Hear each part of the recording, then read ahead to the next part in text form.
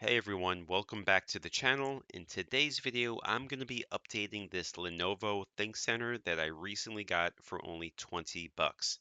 I did a video on this PC the other day. I got it from Craigslist, and the great thing about it was this was a fully functional PC. You know, sometimes these Craigslist or Facebook PC deals, sometimes something is missing, sometimes it's the RAM, sometimes it doesn't have a hard drive, but this was a fully functional PC. So for 20 bucks, I got a PC with an i5 3470, 8 gigs of RAM, a 256 gig SSD, and a low profile Quadro P400. That only had 2 gigs of VRAM, but really couldn't complain for the price. It was able to play, Minecraft, Roblox, and even Fortnite thanks to performance mode. So today I'm going to give this $20 PC a nice upgrade. I'm going to use some parts I already had on hand, and I'm going to use eBay as well. So we're going to give it a better CPU, going to give it more RAM, and a much better GPU. And for that CPU, I'm going to replace that third gen i5 with a Xeon E3 1230 V2, which is basically the equivalent to a third gen i7. So we're going to go from 4 cores and 4 threads to 4 cores and 8 threads, which will definitely help out with performance. And I got the Xeon for only 15 bucks on eBay, so not a bad deal at all. If I would have gotten just the regular i7 3770, would have been about 30 bucks. And for the GPU, I got a low profile GTX 1050 Ti, which I already had on hand. This has 4 gigs of GDDR5, and I think this is going to be a nice CPU GPU combo here. So I think it's really going to perform well. So this isn't like a full step-by-step guide, but I am going to show you how I basically did these upgrades. So obviously the first thing you want to do is open up the computer to give you full access to the motherboard. So I can, change out the CPU, uh, change out the RAM, and obviously change out the GPU. And in order to fully open up the PC so I can take a look inside and see everything, I have to just undo these clips on the front panel here. And once that is removed, I could just lift that up and there we go. Now I have access to everything. All right, first thing I'm going to do is remove the fan and heatsink so I could swap out the CPU. And obviously I'm just going to fast forward it a little bit through this process. All right, so now I could just remove this and it is connected to the motherboard, so just be careful when you lift this up. And I'm just going to leave that right there for now. And as you can see, that thermal paste is really dried up. So I'm going to remove that CPU, that third gen i5, and then I'm going to replace it with that Xeon that I purchased. So out with the old and in with the new. Now, before I upgrade that CPU, I'm going to go ahead and upgrade the RAM. So this had actually had 8 gigs of RAM, so it had two 4 gig sticks. I had a bunch of RAM sticks lying around. So what I'm going to do is I'm going to put in two 8 gig sticks of RAM. So now I'm going to have 16 gigs of RAM, which is really basically the bare minimum now for gaming.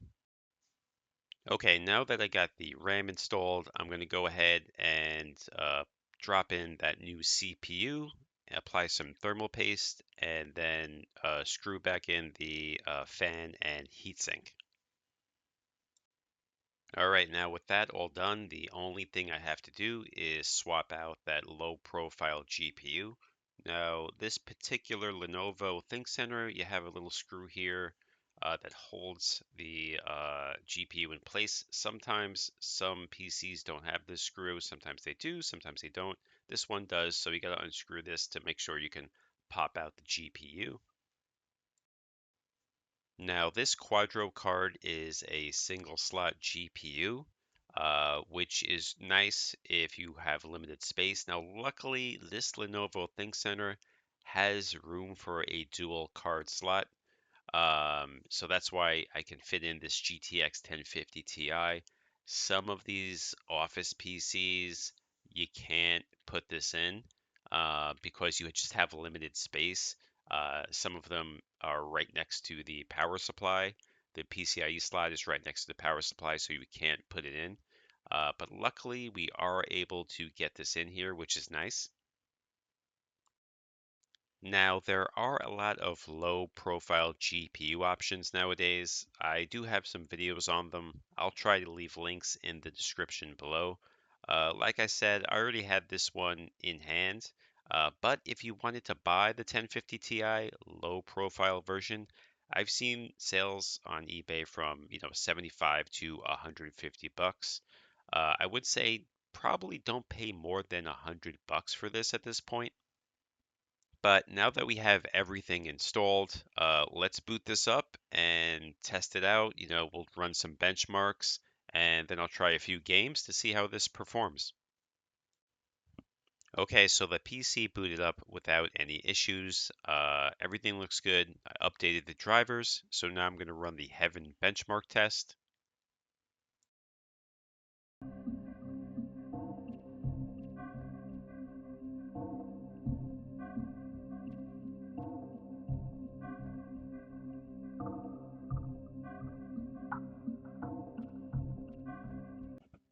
All right, guys, so we have an FPS of 72.2 and a score of 1820. Now, just for comparison, in the original video with the i5 3470 and the P400, we got an FPS of only 17.6 and a score of 444. So a huge improvement here.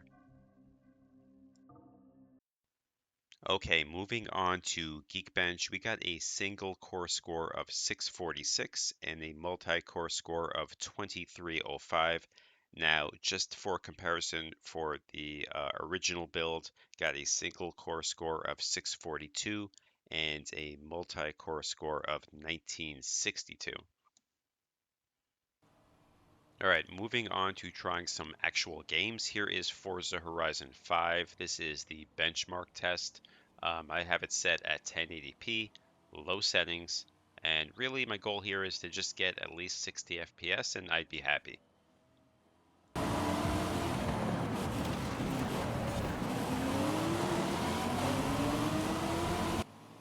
Okay, we ended up with a score of 62 FPS, so I'm really happy with that. And here is Street Fighter V. I could never get MSI Afterburner to work on this. I know there's a way to do it, but I can just never figure it out. Anyway, again, this is medium settings, 1080p, and looks pretty good. I think I'm getting 60 FPS here. I mean, I'm having a good time playing it, so no issues here, really.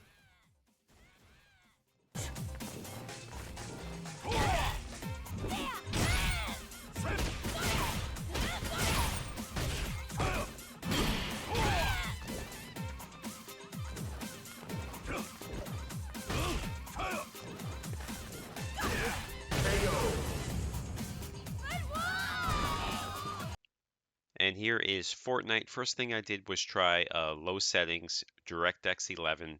I set the frame limit to 160 and the 3D resolution I set to 72%.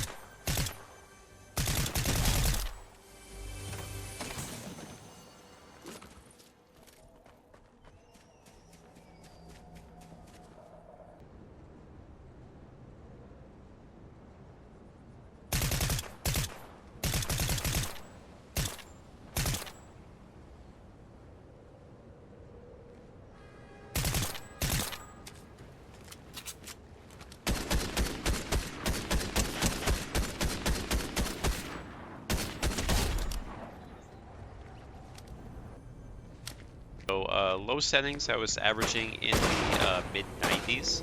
Now I switched it over to performance mode, so let's see how it does here.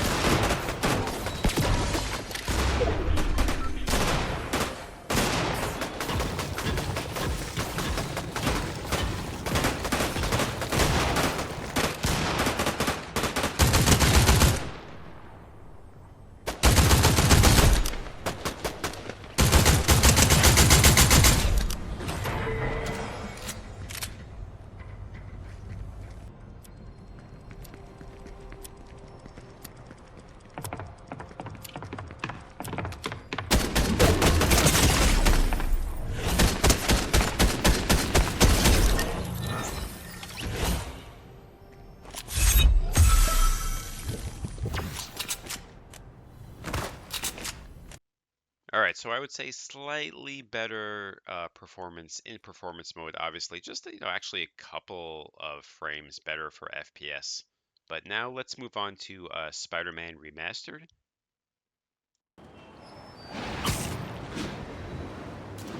And this is on 1080p low settings.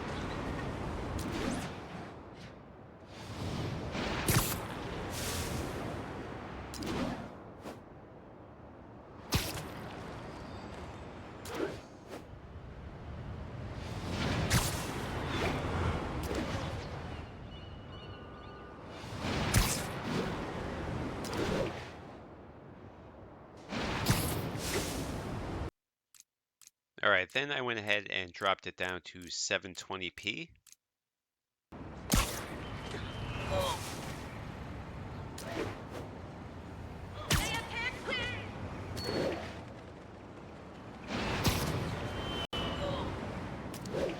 And we did get some improvement with FPS. Still looks pretty good in 720p.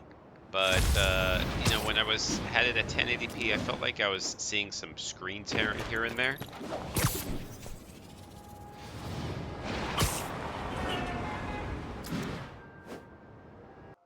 Alright, so overall, I'm pretty happy with these upgrades. This now makes a nice little budget gaming PC.